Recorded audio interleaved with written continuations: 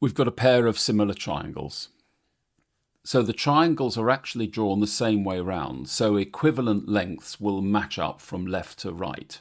So as these triangles are similar, there will be a length scale factor which will apply to all dimensions going from the left-hand triangle to the right-hand triangle. Well, which are the two lengths which define that length scale factor? They are these two lengths here. So in this case, our length scale factor going this way is 20 over 45, which will cancel down because there is a common factor of 5 out of here, which is 4 over 9. So having sorted that out, let's have a look at part A. Part A wants the length of AB, so let's call it x for the time being.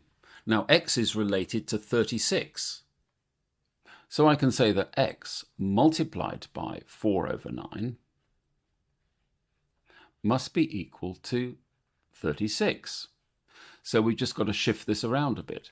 So therefore x is equal to 36 multiplied by 9 divided by 4.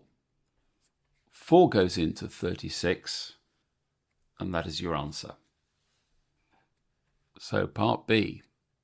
We're now told that BC, which is this length here, is 54. And they're asking us to find EF. Well, let's call this Y.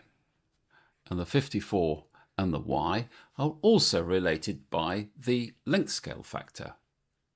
So if we write down the equation involving the length scale factor and those two lengths, we get that 54 multiplied by 4 over 9 must be equal to Y.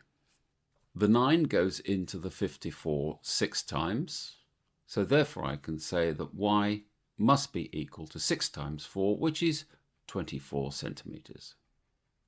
And that is your answer.